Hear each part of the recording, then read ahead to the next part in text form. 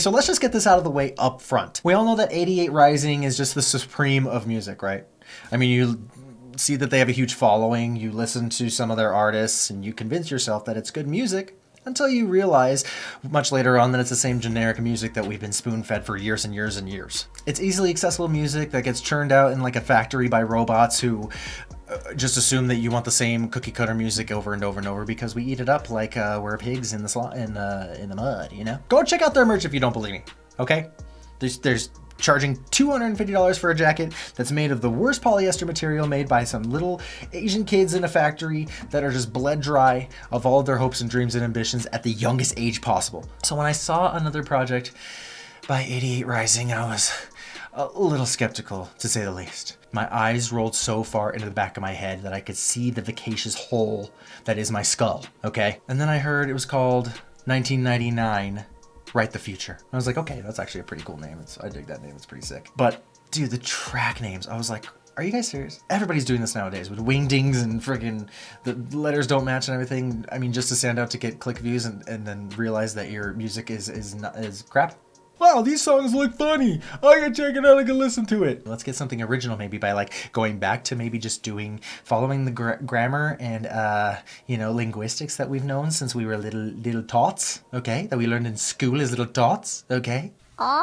What? Maybe they thought people would make fun of it. They don't care. Any publicity is good publicity, right? The thing that caught my attention before anything else was obviously the name. 1999, Write the Future. Again, great name. Fantastic name. The album title, however, is Hella. And then there's Hella Wingdings after it. I'm of the mind that no human being should ever say Hella, no matter where you come from, no matter what context it's in. Just don't say it. We opened with Avocado Shake. It was fine. I wasn't offended by it. But the thing is, it's just fine. Like all of 88 Rising's music. So I was already frustrated going in. It sounds like any kind of music that's played in any mall for any high school student ever. You walk into Forever 21, 88 Rising's probably playing. You walk into a Hollister, 88 Rising's probably playing. You walk into a Tilly's, guess who's playing? 88 Rising. Spiky Boys jumps in quite quickly. I was very happy to hear Ghostface come in. We had to pull for some help to get this going, but that's fine. This song really had like a Brockhampton feel to it.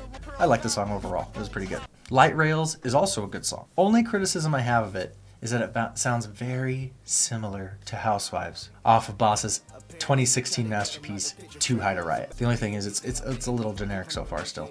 I mean, just some vintage rap song so far. All right. And then, Yes, Lovely. This song got me, man. To be honest, I've never heard of Souls of Mischief. I know, more ammo for me in the comments. Don't care. I'm putting this out, I don't care. If anything, this project is a gateway to discover a bunch of different artists. It's got a very Pumpkin Hill vibe from Sonic Adventure 2.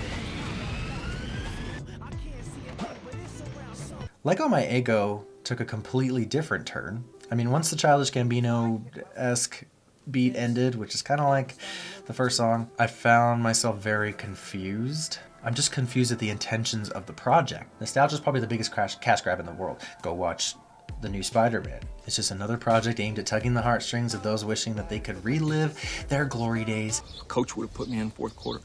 We'd have been state champions, no doubt. No doubt in my mind. Or maybe he's intending for something more. I don't know. I guess we'll just keep listening. Thanksgiving is top 3 on this album for me. I love this song so much. It's got a very Kendrick Lamar kind of feel to it. Kendrick Lamar, like Baby Keem kind of thing. It seems like anything Smino touches turns to gold. I don't have a problem with any of his music, really. All the way back to Smelling Like a Re-Up. Grading this as a cohesive project really isn't possible, in my opinion, because there's no cohesion to anything that's going on. The only cohesion is the theme of nostalgia, which is a very loose theme. I mean, I feel like everything has that nowadays, so it's like if I put Wu-Tang songs and Akon songs and, like Jedi Mind Trick and Jack Harlow songs on a single album and then graded that as an album. Not really fair. So then we get into, I know it's late, this is where it really started to shine for me and have an identity. I really enjoyed the interplay between the radio hosts and the actual pieces of music that were playing and how it sounded like someone who was switching the channels, the intention was there, it's cool.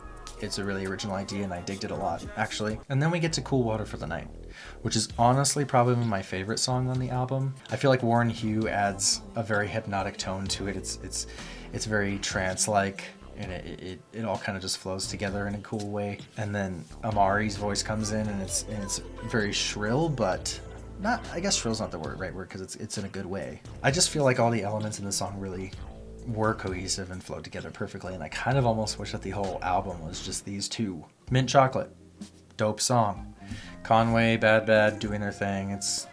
It's pretty classic at this point. I mean, they don't need to prove anything. They just do their stuff on the slowest beat possible. Overall, it's just a good mood. Joey's song is a very cool interlude, very jazzy. It sounds like something the Study Girl on like a lo-fi YouTube channel would love.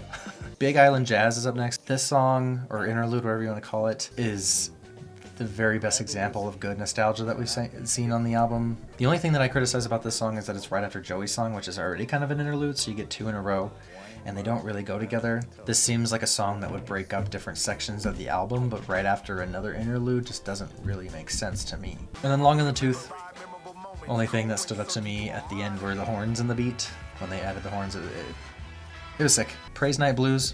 Another interlude. This one's okay though where it's at, because it doesn't feel like a break. It's a cool verse, and Dumbfounded has a cool cadence here. It's a cool listen. And then Rook makes a return on PlayStation 2. This is one of my 3 favorite songs on the album as well. It's a very fun journey through different genres. Me being a nerd, the subject matter's cool too, and how he ties it into his desires, you know.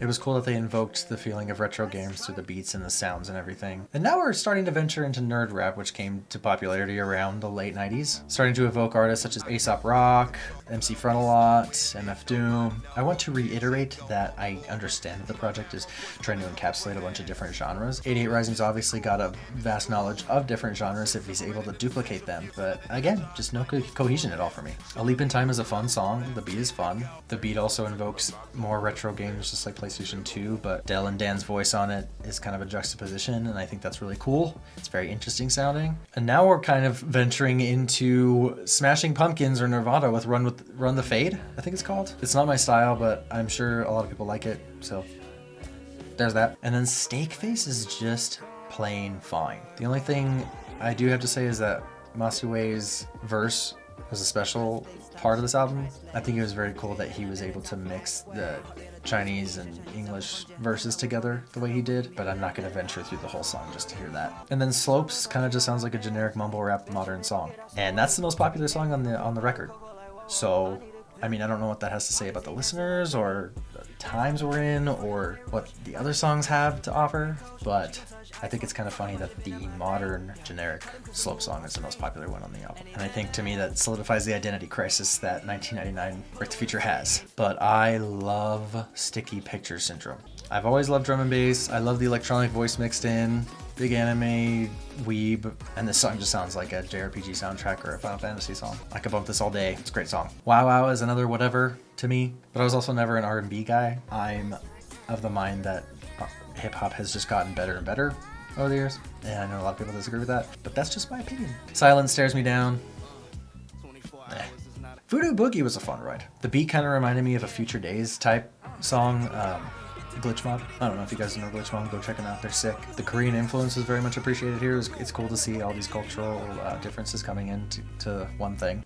And then Sigil in the Maze is fantastic. I loved everything about it. It's very ambient, but also empty at times where it's most important to let the vocals be the forefront. It felt very big sonically, but also very peaceful at times. And it's a wonderful closing piece overall. I still just think it needed a little bit more, like a through line.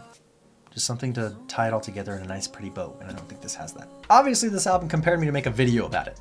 So overall I think it's great. I think it's a good first project. It's like a demo, I guess. If he continues to do this and they do follow up to this, I bet you it's gonna be a lot better. We already have good bones here. We just need to find the cohesion and maybe flesh out the themes a little bit more. It does blossom into its own thing, I think, but it just takes too long to get there. There are really good ideas here, and I think those need to be cultivated, and then the next one will come out swinging and it'll be a lot better. 7 out of 10. Make another one though. I'll be here for it.